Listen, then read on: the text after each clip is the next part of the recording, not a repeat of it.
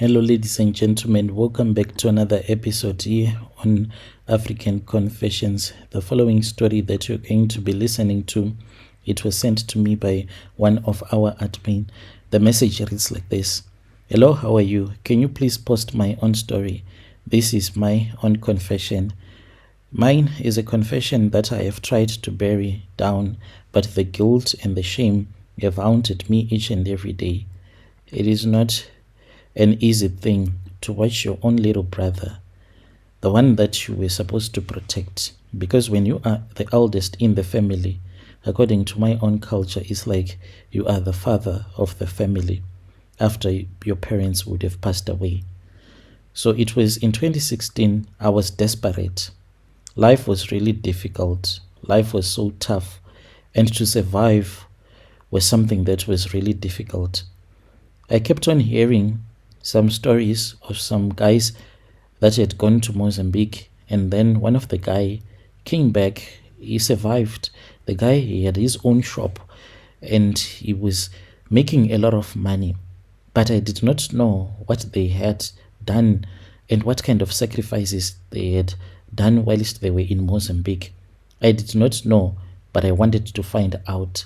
Little did I know that this journey that I was going to take, going to Mozambique, it was going to leave my own little brother in a psychiatric ward as a madman. Currently, that is what he is right now. My brother, he has no life of his own, possessed by demons, the demons that I went and collected for myself in Mozambique. It was my cousin, finally, Savelo, not his real name, who introduced me to the idea. He told me that he had heard from the other guys that there was a powerful sangoma in Mozambique.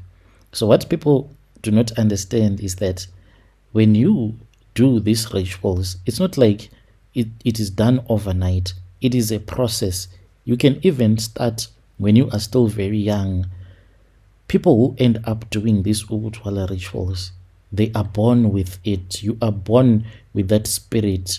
It's like it is written somewhere that so and so is going to be a ritualist when he grows up, because I always had that spirit. Even my brother, the one whom I made to run mad, he used to be scared of me because of the stories that I would tell him.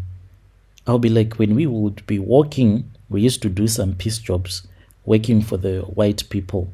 We would go there, cut the lawn, and then we would be given some money.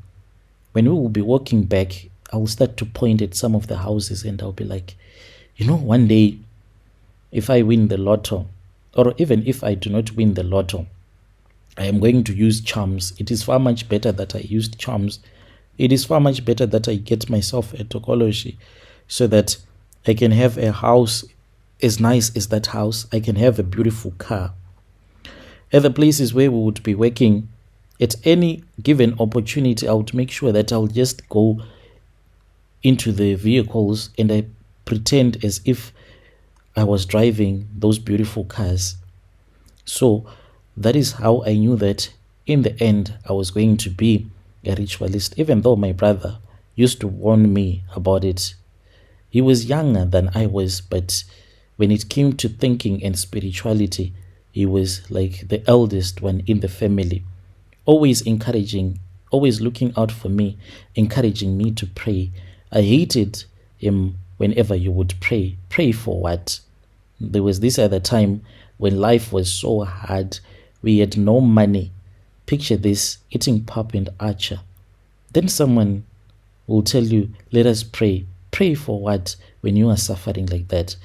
I felt as if those that are allowed to pray when they are about to eat are the rich people. If you are poor, you cannot pray over your stupid food that does not even taste nice and say, God, you need to bless this.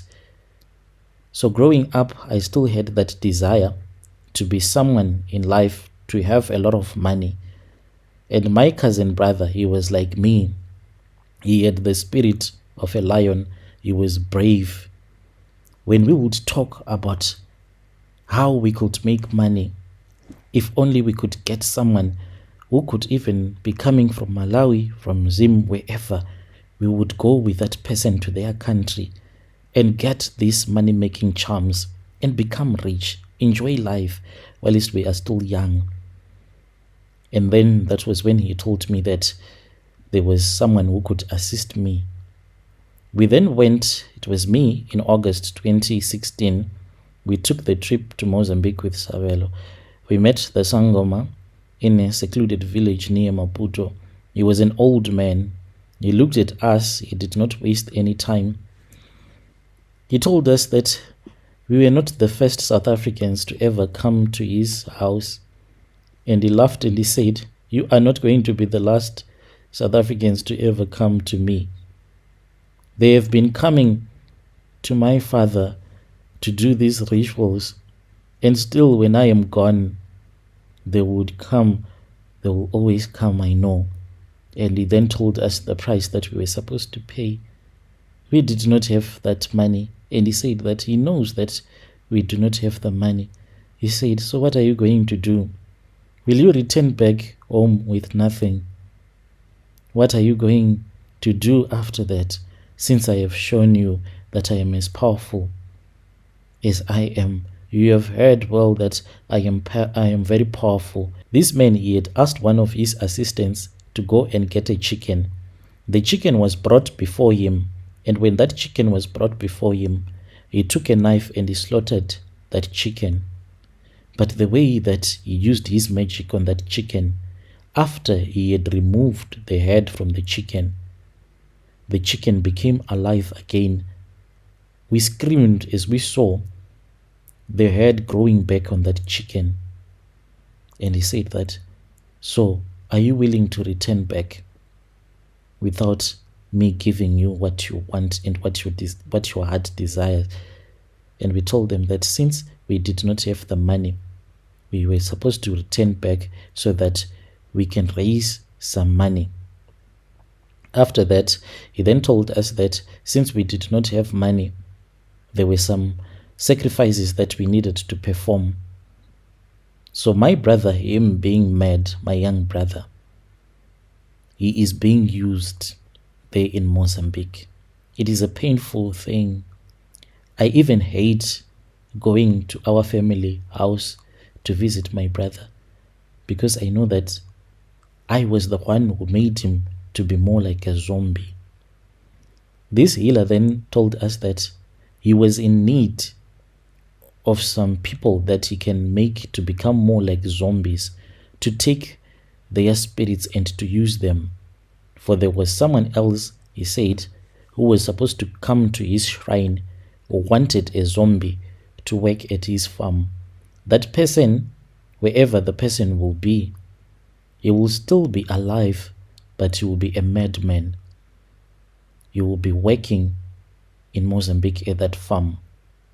I agreed, and then there were rituals that were done so as to take my little brother's mind and to leave him with a mind that he had been given by the Sangoma. As for my cousin brother, he sacrificed his future wife, the womb of his future wife. The Sangoma then said that the womb was going to be used to give birth to other creatures that are used by witches and other witch doctors. And that is what my cousin brother did. We returned back to our country. We started small, like what the traditional healer had told us. He said, "Do not start big, and otherwise people are going to be suspicious. Start small." We came back and we opened up our small car wash in the location.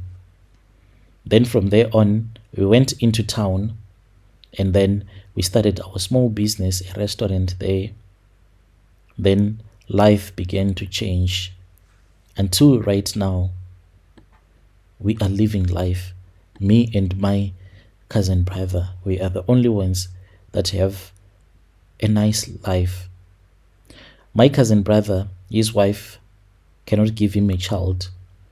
As a family, people, they have said, "You are wealthy, you need to find another woman, at least a second wife or a third wife, so that they can give you children."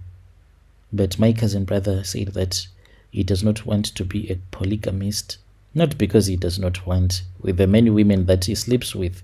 He can even have 10 women. I know him.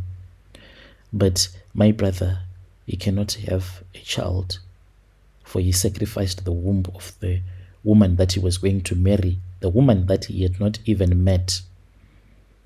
That is how heartless he was. By 2019, my young brother, you could not even recognize him. He is a man that has lost weight.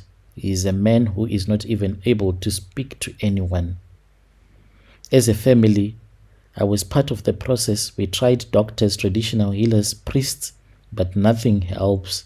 My little brother's madness, it is my burden to bear. It is a constant reminder of the price of my greed. I can never find peace knowing that my little brother, I don't know if your people understand me.